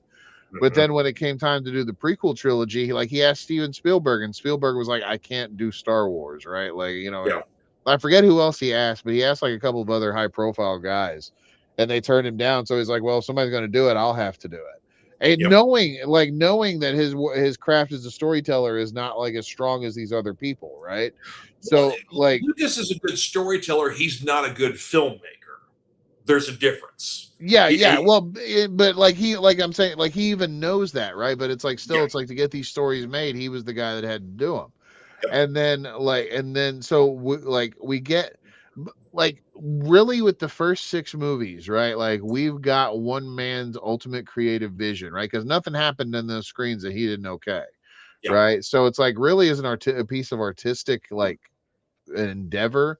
Yeah. Star Wars is really something special. Like I'm talking like first 6 movies in Clone Wars, like the first Yeah. 6 seasons. Yeah. After that is like when it starts to become questionable and everything. And like, but we didn't appreciate Lucas while we had him, if that makes sense, because a lot of people were being haters on the prequel trilogy.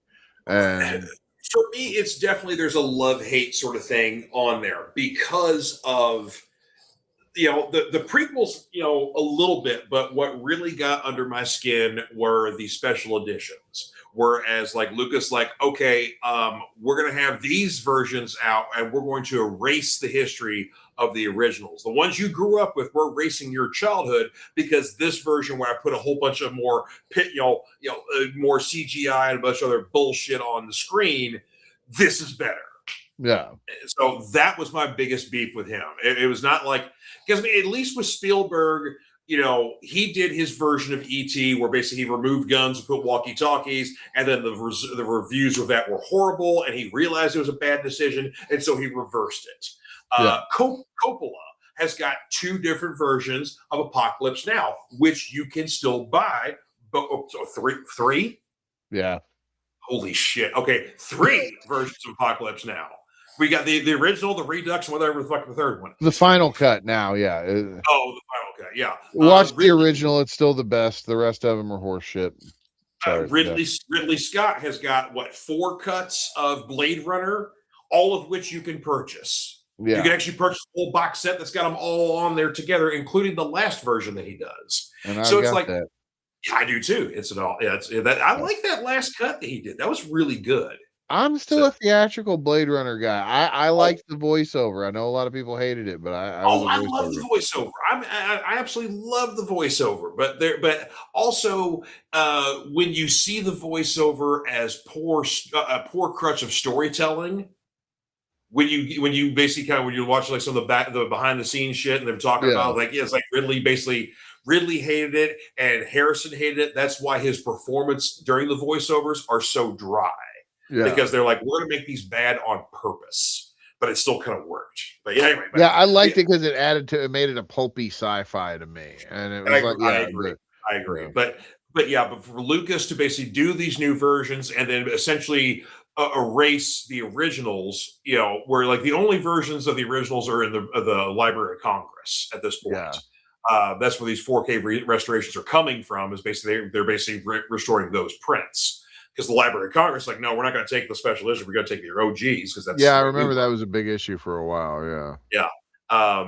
But yeah, just that was my biggest beef with Lucas. It's fine if you want to have these new versions, but still have the originals available to us, because yeah, that's us, and I don't care for the extra shit and this. I wanted to, it's like if you're going to put in the cut scene of seeing the original Jabba the Hutt as a fat old dude with a bad Irish accent, then okay, that was kind of cool. But to see like the new, like, oh, okay, we're going to bring in the real Jabba the Hutt, and Han steps on his tail. I'm like, yeah. no, That was weird. Like I even they go back. He kept going back through and redoing a bunch of stuff with the trilogy. Anyway, like I didn't understand why he didn't fix the bad effects that were there for the first time around. you know, Like yeah. yeah, but he made other changes like making Ewoks blink and shit. But Yeah, and then basically he changed the Cantina song in Return of the Jedi. He changed the end song Return of the Jedi. Yeah. And then of course the thing that pissed me off the most when the Force Ghosts show up and young Anakin's right there. It's like Young Anakin no, didn't bother me. no. But see, that's the thing though. If you look at it, it's like Luke never knew his father as a young man. He's like, who's this fucking guy? There's Obi-Wan, there's Yoda. Who's this dude? The young Anakin is the one that turned. The old Anakin is symbolic of the one who basically finds his way back. So that's why he gets to be out there. And also, of course, that guy that actor deserves his payday for being in the movie and having 2 damn scenes. It's just like He got his payday though. Whenever all the years before that, this is like getting upset that the old lady that played the Emperor in the Empire isn't like he got replaced. Like, well, she did, but yeah, I nonetheless. mean, But yeah, it's just like, why did you have to replace that? It's like it just logically it didn't make sense because like Luke would not be able to identify his father as a young man because he didn't know what the fuck he looked like. but He it's saw the that Force though. It's like, yeah, it's cool, it's the Force, but still, it's like I see 3 ghosts of people I'm supposed to know here. Who's this young dapper dude right there? but how it like, but yeah, if like his dad is one of the most powerful Jedi on Earth, why wouldn't he know who he is through the Force? That's adding a lot of what ifs and not just like again that's adding a lot of extra like supposing. It's like just make it simple. Old man right there. I I don't know. It's like I'm or not sure how it wasn't already simple to begin with. Like you just looked and we all knew that it was his dad, but well, I mean, like the yeah. audience knows. That's what I'm saying. It was like even if you wanted to do like put Hayden Christensen in there, do a thing where like he sees his dad and then basically like he turns into young Anakin. So or something like that, or even turn Alec Guinness into like you see Alec Guinness, you see old Vader, and then they turn into their younger selves or something like that. You could do something along those lines and be able to have them in there, but it's like it just didn't make sense to have replace the old man Vader with Hayden Christensen because like Luke didn't know his dad at that age, so it's like it would have just been like, yeah, it just pissed me off. It still just pissed me off. So. Fair. All right, we got a bunch of comments here. So Mike's also talking about some favorite characters. He liked Plo Koon from the Yeah. And so was Plo Koon's master Kalnaka, or is that a different? Or has there been multiple Wookiees who have been Jedi? That's what I'm I'm not curious about. sure. Like, I like the whole history of the Jedi. Like, I'm not that sure about unless like they're more obscure ones. Like, I know like there was like one Mandalorian Jedi in all of history and shit. But like, yeah, as far as like I'm not real that versed into the deep stuff with it. Yeah, and About then Mike Jedi. said Clone Wars, Rex and Wolf, and Obi-Wan's the Yeah. goats. There you Yep. go. Yeah, Rebels, Zeb and Chopper. Yeah, you gotta love Zeb and Chopper, Yeah, especially I need Chopper. to watch Rebels too. Yeah. Dude, Rebels is good, man. It's again, Rebels, much like Clone Wars, it starts off, kind of for younger audiences, but then like season 3, stuff starts turning, and then when you get to season 4, it's a whole new show. It's very Okay. cinematic. It's very cinematic. Okay. So yeah, and then what that makes going back to watch the Ahsoka series after you've watched Rebels so much fun because it's a fucking homecoming. Okay. Yeah, like everybody from Rebels, with one exception, because the character passed away in the series, but everybody else shows up in the Ahsoka series. Yeah, I already know who's passed away. Yeah. Okay, yeah, it's dude had a fucking comic book about it. So as I said, No. Martin says he likes Luke in the snow dress, but still not being a collector, so I decided to give the Ice Cave plot a new twist, and Luke gets beheaded. Well, I mean, he's in a cave with a not a tauntaun, the Wampa, yeah. the Wampa, yeah. So Wampa Stompa. Quillen Voss is a favorite character of his. Nice, yeah. She is a badass. Yep. Oh yeah. Yes. Yeah, I need to watch Bad Batch. I have not watched Bad Batch. So, but Bad Batch has been a lot of fun so far. I definitely want to get like the vintage collection Bad Batch crew. Yeah, but of course, I mean, also need to complete watching Shadow of Maul. I'm like 2 episodes in on Shadow of Maul, so I need to start watching more of that. Everything. So Martin says, yes, we're all Star Wars fans unless you like the Acolyte. Now, see, there were things I liked about the Acolyte, like the dude that basically the shady merchant guy that turns, like, he ends up being the Sith Lord or the Sith Apprentice. He's awesome. And then basically getting to see what's the one of the weird Darths. That's basically High Republic, like a Darth that wasn't like human at all. Like he had a very alien appearance. Yeah, but there's like a glimpse of him, and there was some cool stuff in the Acolyte. But yeah, I did the girl that was the lead, like she just didn't do anything for me. But there were some. Not everything in the Acolyte was terrible, but there was a lot that. Yeah, I haven't made it that far yet. I don't know if I'm going to pull the trigger on that one. Yeah, like I said, there's some stuff in there. So let's see here. Oh, it's like Martin says, it's like if you love Star Trek, so they report you to Starfleet Academy. Let's see here. Let's see what else we got here. Uh-oh.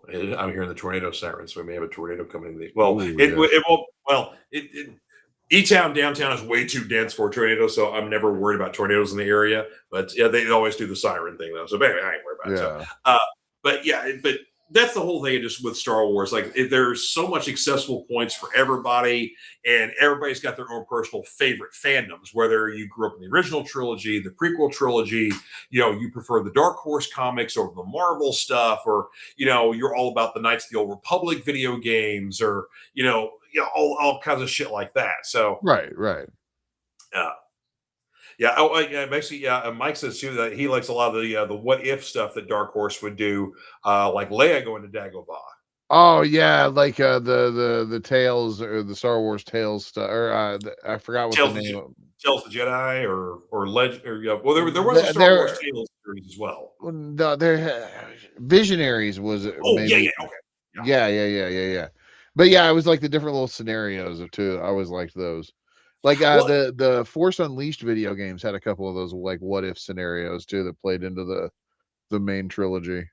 Yeah. Well, and the thing is too, is like there was so much other supplementary stuff in the Dark Horse books and or the Dark Horse comics, and then some of the books like the Timothy Zahn stuff, and then the Kevin J. Anderson stuff that would follow after, where it's like Luke gets married to Mara Jade, and they have children. Han and Leia have 3 children, not 1, 3. You got the twins, and then you got the third kid. Well, the boy twin is the one that turns. And he turns the dark side. So that's Ben Solo right there, Jason. Mm-hmm. So, but yeah, so I mean, there's a lot of other supplementary stuff. You get a lot more of Leia in Jedi training. One of the best Dark Horse books is Dark Empire, where you get basically Palpatine returns. So we get the whole introduction of Palpatine cloning himself is first presented in the Dark Empire series. Yeah, you got the better version of somehow Palpatine returned with that one. Yeah. Yeah. So Palpatine comes back. He corrupts Luke, and Luke turns the dark side. Leia's got to be the one to bring him back. Leia's been training as a Jedi. She's kind of there, but she's nowhere near as ready to go as Luke. So it's the struggle of like she's not entirely ready, but she's got to bring her brother back to the light side. Yeah. So they did a sequel, Dark Empire, where Leia's corrupted. It's not as good, but the original Dark Empire, yeah. If you get a trade paperback or you find the back issues of that at your local comic shop, I highly recommend that one. Yeah. So, and Mike's saying also the Republic series from Dark Horse ties on the relationship there too with the clones. Yeah. Oh yeah. I've been reading something about that too. Yeah. Yeah, but Dark Horse, like so you had you had like the Legend series, you had the Tales series, you had the Republic series, you had the Empire series, the Legacy series. So much other like stuff that would kind of expand the stuff, and then we're not even getting into like the Boba Fett stuff, the Imperial Guardsmen stuff, like the Crimson Empire stuff. Oh yeah, that stuff was great. Yeah. So that's the thing is that there's so much great Star Wars stuff that's out there that's either been kind of lost to time, or new generations haven't picked it up yet, or whatever else. of course, one of the weirdest pieces of Star Wars fandom and expanded universe stuff is the first piece of expanded universe stuff, Splinter of the Mind's Eye. Yeah. Yep. So basically, it's the Star Wars book that comes out in between Star Wars and Empire Strikes Back. So It was originally supposed to be the sequel or what would have if Star Wars bombed, it was going to be the sequel in book form. Yeah. But yeah, basically, it's very trippy. You get a lot more of Luke training as a Jedi. Leia goes with him. There's a lot of romance that goes on between Luke and Leia. So, like, I don't think they have sex in the book, but it's definitely they get very intimate in the book. There's a lot more of Leia being exposed to the Force a little bit and kind of trying to learn it. They also start kind of putting the connections that basically that Luke may be Vader's father. Yeah. Or Vader may be Luke's father. They start kind of putting some of those pieces together as well. But it's a really weird and trippy piece of Star Wars history. But yes, it was our first piece of expanded mythology in the Star Wars universe. Yeah. So yeah, it's worth it. I don't mean to cut you off, but I want to have to wrap it up here pretty shortly. I figured you would. The puppy's got to go out there. So yeah, there he is not be. He's been at work. He's been in the crate all day while I was at work, and so he's going on 10 hours of crate time now, and he ain't a happy camper. Yes, we have to unleash the meatball. So yeah, all right, folks. Well, yeah, I was like, we're kind of like open forum here with it. Oh, thank you very much, Mike. Appreciate the love, man. Yes, thank you. Okay, so it's not let me bring up your comment for whatever reason. So we'll just bring up the oh my god, yes. All right. Anyways, it's always a pleasure hanging out with you guys, talking geek stuff here. And of course, we won't be back next week because that's my wife's birthday, and I got to plan a party and do all kinds of fun celebrating stuff for her. But of course, we got back the week after that. I've got a couple ideas for stuff. Had one other idea we're going to go with this week prior to Seth said, "Hey, let's just do Star Wars." Like, okay, we're going to do Star Wars. So we may talk some more movie stuff next time around, or I don't know. We'll see. Yeah, I think the next that topic is still a good topic. I think All right, cool. Yeah. Well, the topic I had originally introduced is that for us to talk about the most obscure movies that we've ever seen, stuff that we are certain no one else has ever seen this shit before, or maybe like 5 people have seen. Right. Doesn't matter if it's a full length, a short, a documentary, a whole movie, or some student film. But yeah, there's some obscure weird shit out there, and so I want to introduce you guys some fun shit. So anyway, thank you very much, Mike. We appreciate you. Thank you. You have a good night too. Oh, good, cool, yeah. So Martin has already seen Mandalorian Grogu. This is made good in bed. Go ahead, guys. Yeah, love you too, Martin. Always good to see you there. And I will pass on the birthday wishes to the lovely, lovely wife. And of course, our boy Steve's birthday is also shortly after my wife's birthday. Yeah, so we're the next day for you, isn't it? Yeah, it is. Yeah. So yeah, matter of fact, So like 2 weekends in a row, the boys get together because we're getting together this weekend to watch the AEW pay-per-view. And then, we'll be getting together to celebrate Old Man Steve. So there you go. Yes. Anyway, you guys have yourselves a wonderful weekend out there. We will see you next time on the Fanatic Forum. Don't forget to like and share with people you love, people you don't love, just random strangers. Just like throw your phone in their face and go, "Here, watch this." Watch it. Whatever else. So anyway, you guys have a good one. We'll see you next time. And of course, we leave you as always with a message from our friends at Comic Books for Kids. Later, guys. My name is Mark Weiss, and I am the founder and president of an organization called Comic Books for Kids. 6 years ago this month, we embarked on a journey of passion and heart. Our goal was to make a difference for children in hospitals and cancer centers. Little could we have ever imagined the response we have now. Starting with just hopes and dreams, we had no money for our mission. We had no product to give to the hospitals, and we had only called a couple hospitals and asked them, if we were to provide you with comic books, would you be interested? And they said yes. So we embarked on a one-year journey to make a difference for these kids. We realize that even though we can't take away the reason these children are in hospitals, we can perhaps, while they are there, let them fly like a superhero, be princes and princesses, and embark on a mystical and magical journey to take them away from where they are in that hospital bed. Today, and thanks to your support, we are thrilled to say that we are now the largest charity in the U.S., supporting well over 200 hospitals in all 50 states for not only comic books, but for other pop culture items like Funko Pops, action figures, coloring books, Spanish bilingual items, backpacks, and more. When we received materials that were inappropriate for the young ones, we started a sister charity called Comic Book for Truths, and overnight, we became the largest charity in the U.S. for these same items to all branches of the military. We want to thank our friends for providing us their support and for allowing us the means to make so many happy with their gracious give to us.